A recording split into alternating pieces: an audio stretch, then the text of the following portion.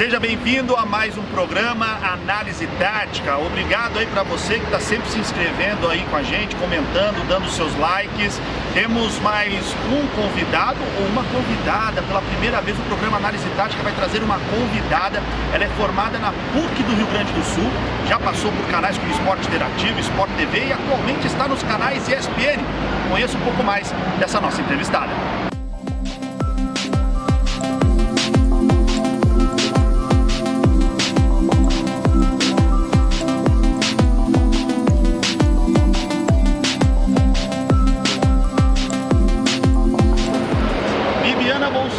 Seja bem-vinda. Obrigada. Um prazer abrir as portas para mulheres. Primeira mulher aqui no programa Análise Tática.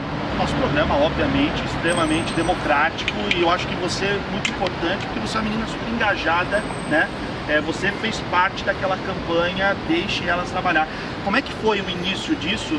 Porque, claro, né, eu vivi muito em estádio como repórter e você vive ainda, sofre muito ainda com o machismo e isso tem sido ainda recorrente mesmo com todas essas campanhas, Juliana? Eu acho que, na verdade, essa questão do machismo, do assédio, tudo isso sempre aconteceu. Mas a gente está passando por um momento bem novo, porque é um momento de rompimento, como a gente está falando, é um momento de transição. Momento em que a gente passou a dar mais atenção e entender que é assédio, entender que não é brincadeira, entender que não é por conta do ambiente do esporte, onde há essa questão de extravasar as emoções, que isso tem que ser aceitável, né? Na verdade, a gente teve inúmeros casos já e inúmeros casos que foram públicos também, mas em especial o caso que aconteceu com a repórter do Esporte Interativo, a Bruna Delta. E a gente fez um grupo e a gente já conversava algumas coisas sobre o nosso posicionamento na imprensa esportiva, sobre esses acontecimentos também. E foi muito orgânico, assim. A gente começou, então de repente vamos fazer um vídeo, vamos fazer uma campanha.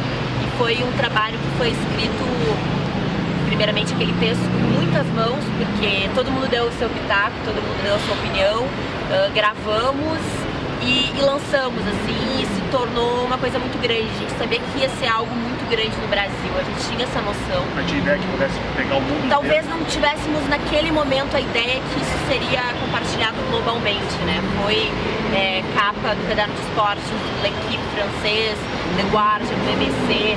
A gente tem mais de 10 milhões de compartilhamentos nas nossas redes oficiais. Mas claro que esse número ele é ainda muito maior, porque às vezes os outros canais de comunicação e as páginas compartilharam de forma própria dentro do seu nicho ali, então assim, é muito maior. E foi uma campanha muito impactante, eu acho, porque quando a gente viu o primeiro vídeo pronto, a gente falou assim, será que a gente não tem que colocar o pi? Será que a gente não tem que fazer um texto um pouquinho mais leve? E aí a gente se deu conta que, por que a gente vai pegar leve se é isso que acontece? Se vocês fizeram um texto do tamanho da agressão que muitas vezes vocês recebem. E aí tinha os palavrões ali, algumas versões foram editadas do vídeo e a gente se perguntava assim, mas será que a gente não teria que fazer um negócio mais leve? Como é que os veículos vão veicular isso? E aí a gente se deu conta que não, que era a realidade, que quanto mais real e mais verdadeiro, se fosse sincero, maior seria a repercussão também. Juliana, formada na PUC do Rio Grande do Sul, quando você resolveu fazer jornalismo, comunicação social, a tua ideia já era entrar no mundo do futebol? O teu sonho era esse ou não? Não. O que você queria fazer da vida, então? Eu sou uma apaixonada por esporte, eu sempre fui muito apaixonada, até porque questões familiares, minha família sempre foi muito ligada ao esporte. E eu sempre tive isso assim dentro de casa, de a gente se juntar para assistir jogos, durante Copa também, ou outras competições. Eu lembro minha mãe, ela é muito apaixonada por vôlei, eu lembro a gente assistindo juntas, assim, então a gente pegou aqueles anos 90, anos 2000, da Super Brasil no vôlei, das meninas, daquelas derrotas amargas para Cuba, por exemplo, que a gente lembra também. Então assim, minha mãe sempre me estimulou muito para isso, assim. Mas o esporte aconteceu de certa forma por acaso, porque eu entrei no jornalismo de geral, eu trabalhei meus primeiros anos na filial da Globo fazendo geral, no interior, então assim, o jornalismo que realmente, o buraco de rua é a notícia, a questão da saúde, da política, e surgiu ali, posso começar já a contar a história do esporte? Claro, e aí uma menina que era setorista do time do São Luís em Ijuí, que é um time pequeno e que disputaria o Campeonato Gaúcho, ela foi transferida e o gestor me falou assim, olha, a gente precisa muito de alguém para cobrir o São Luís, não se preocupa que esse São Luís não vai muito longe. Então assim, é mais pra quebrar um galho mesmo, mas... Foi em 2013? Isso foi em 2013. Ah, tá. Foi justamente um ano especial. Especial, e aí por uma conjuntura de mudança de técnico, de soma de resultados, o São Luís conseguiu chegar numa inédita final de Campeonato Gaúcho contra o Internacional, que era o time mais forte, o time da capital, o time comandado pelo Dunga, e aí muitas coisas aconteceram nesse caminho. A gente vai segurar, mas a pouco tem o Caio Analisa, e lá a Bibiana vai conversar com o Caio Couto, e algumas pessoas já me contaram da produção que esse é o jogo que ela vai discutir lá na prancheta. Essa menina lá estava pertinho e tem boas histórias para contar. Bom, você passou por emissoras como além das afiliadas da Globo, Esporte Interativo, Sport TV, fez e participou de grandes coberturas, né? Para você, o quanto isso te fez crescer como profissional, para que hoje você esteja nesse patamar que hoje você se encontra, até uma pessoa extremamente influente nas mídias sociais, né, Viviana? Eu acho que a gente tem que ser muito persistente, assim, eu sempre fui muito persistente e eu nunca me deixei me sentir limitada pelo lugar que eu estava, assim. Eu sempre pensei que a distância entre eu estar numa cidade pequena, fazendo um trabalho que talvez não seja relevante nacionalmente, para eu conseguir chegar numa posição de destaque nacional, era muito curta, assim, dependia do meu trabalho e do meu esforço. Então, eu sempre encarei e continuo encarando um jogo insignificante, sabe? E uma grande final da mesma forma, com a mesma vontade de contar histórias, de trazer esse lado mais humano do esporte também, não ficar só na questão tática do jogo, das mudanças, mas do sentimento do torcedor, da experiência. E eu acho que foi isso que me levou a esses grandes momentos, assim, de ter a mesma responsabilidade, o mesmo comprometimento e de achar que era possível, assim, que eu poderia ser repórter lá do interior do Rio Grande do Sul e ao mesmo tempo, como aconteceu em 2014, durante a final da Copa do Mundo, eu estar do lado do Pedro Bassan, ele fazendo a entrada ao vivo pela Globo, ele compartilhando informações comigo e eu fazendo pelo Sport TV. Então eu acho que esse é o segredo, assim, a persistência e você não colocar obstáculos, assim, você realmente conseguir se enxergar lá na frente. Nós vamos fazer uma rápida pausa e já voltamos no programa Análise Tática, porque nós temos um convidado. E esse convidado vai contar uma breve história e vai fazer uma pergunta para ela, para que ela possa desenvolver um pouco mais e contar um pouco mais da carreira dela. Já a gente volta.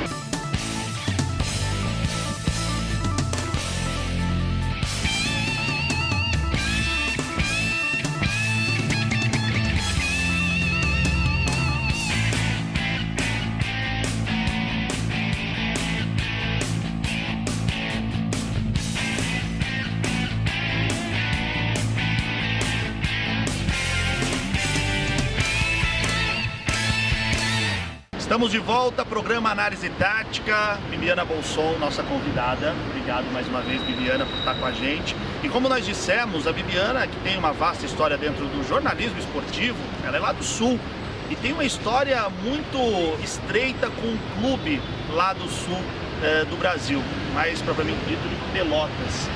E para que ela possa contar melhor essa história, a gente tem um convidado que vai contar um trecho dessa história e fazer uma pergunta para a Bibiana. Vamos acompanhar. Boa noite, Felipe. Boa noite, Caio. Primeiramente, gostaria de parabenizá-los pelo programa.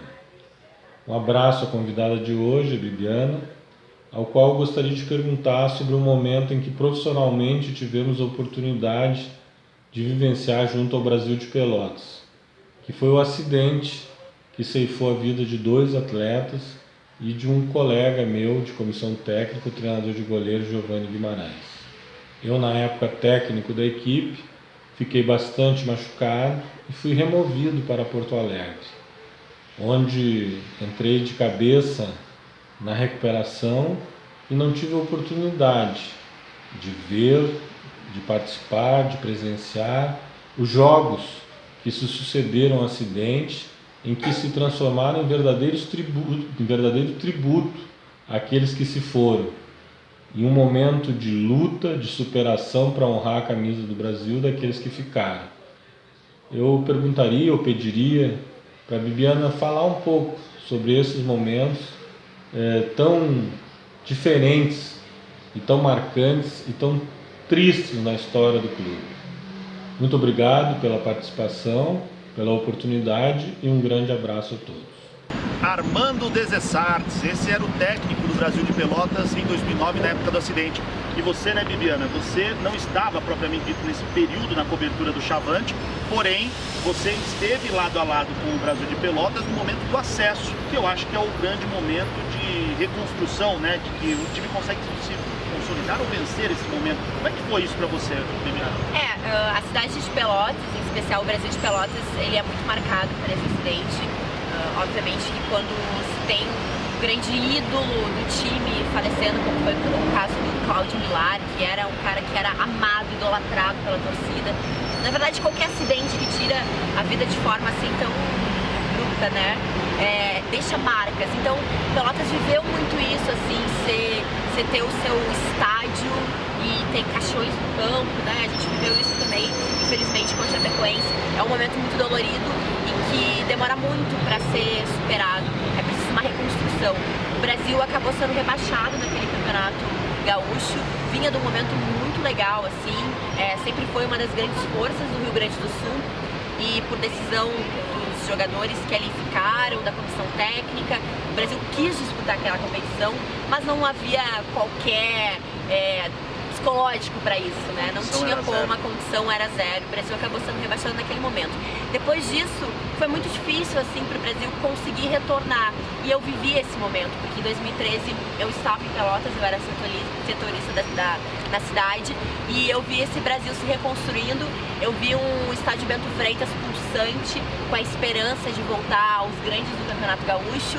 Uma batalha, uma peleia que na primeira fase o Brasil tinha a chance de conseguir o acesso, acabou perdendo nos pênaltis pro São Paulo em Rio Grande, e aí depois conseguiu dar essa volta e conseguiu retornar, e a partir de então se fortaleceu, tanto é que nesses últimos anos a gente teve um Brasil sempre como protagonista do futebol gaúcho, conseguindo retornar à Série B do Campeonato Brasileiro, que pro Brasil isso é muito relevante mesmo. Como nós estamos falando então dos clubes lá do Rio Grande do Sul, mais especificamente do Brasil de Pelotas, eu acho que é um gancho bom para a gente voltar a falar do São Luís, mas não comigo, agora com o Caio Couto no quadro Caio Analisa. Estamos de volta com a nossa convidada Bibiana.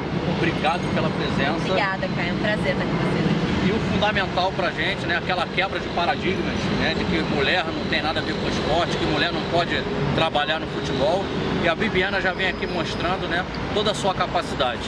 E Bibiana, eu estava ali quietinho, acompanhando a sua história com o Felipe, e quero voltar no tempo e falar daquela final Campeonato Gaúcho, ou melhor, primeiro turno, Campeonato Gaúcho, da sua cidade, Juí, o São Luís, enfrentando o Gigante Internacional. Um detalhe, o técnico do Inter, o maior ídolo da cidade. É isso. Conta um pouco pra gente daquele teu trabalho daquele time, pra quem tá nos assistindo. Aí, ó, Caio, tô com a linha aqui, porque a memória é curta também, apesar de ter feito esse clube durante aqueles meses de Campeonato Gaúcho. Mas foi um momento muito especial. Juí é uma cidade pequena no Rio Grande do Sul. O Dunga é o grande ídolo da cidade, por todas as conquistas dele com a seleção brasileira e tudo que representou no futebol mundial, o Dunga. E o Dunga foi o primeiro trabalho dele depois da Copa do Mundo da África do Sul, em 2010, enquanto treinador. Foi pro Inter, onde ele já era ídolo também. E por uma conjuntura, assim, de muito trabalho, mas de uma certa zebra também, de certa forma, porque o São Luís era um time modesto daquela competição, um dos orçamentos mais enxutos. O São Luís conseguiu uma sequência de 7 vitórias em empate, saindo da lanterna para a final, decisão de turno contra o Internacional. O Internacional que tinha Forlan, tinha Rafael Moura, tinha D'Alessandro, o Muriel, que é o irmão do Alisson, também no gol.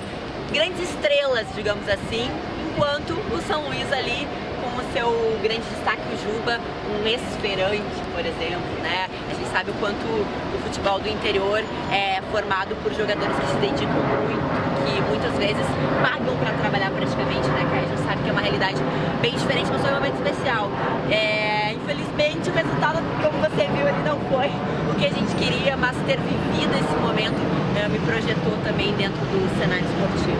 Então conta pra gente rapidinho, eu buscando lá e conversando contigo, eu vi que o São Luís fazia na época já um 4-4-2 com um losango, né? Ele vinha com 3 volantes e um jogador aqui que eu me lembro que era o Washington, era o meio armador desse time, e com essa formação, esses atletas, o Juí conseguiu fazer essa final com o Internacional, que a gente pode ver que também jogava parecidamente com a equipe de São Luís, né? Então a gente pode colocar aqui, vê se eu estou certo, Muriel, a gente tinha o Gabriel, Moleta era o zagueiro junto com o Juan, que hoje está no Flamengo, né? Isso aqui, o Fabrício, aí a gente tinha o Igor, um jogador que jogou também no Rio de Janeiro por muito tempo, Igor, Josimar e o Fred, ou seja, o Inter também se utilizando do Lozão, e a gente fechando lá com o D'Alessandro, como você disse, Leandro Damião e Forlan, que vinha de melhor jogador na última Copa do Mundo.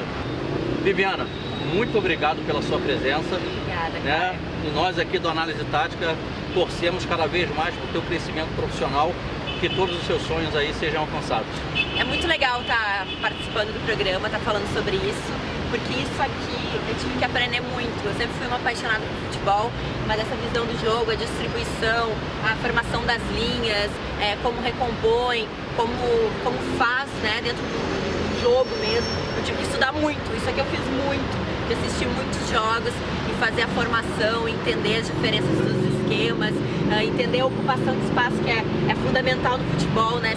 Saber ocupar o espaço certo e, enfim, eu acho que a gente tem que valorizar isso. Parabéns pelo trabalho de vocês. Obrigado, Viviana, e para você que sempre nos acompanha, fique conosco. Se inscreva, ó. Se inscreva. Cadê o sininho? Siga o que nossa amiga está pedindo aqui, para que a gente consiga ter grandes entrevistas. Um abraço a todos.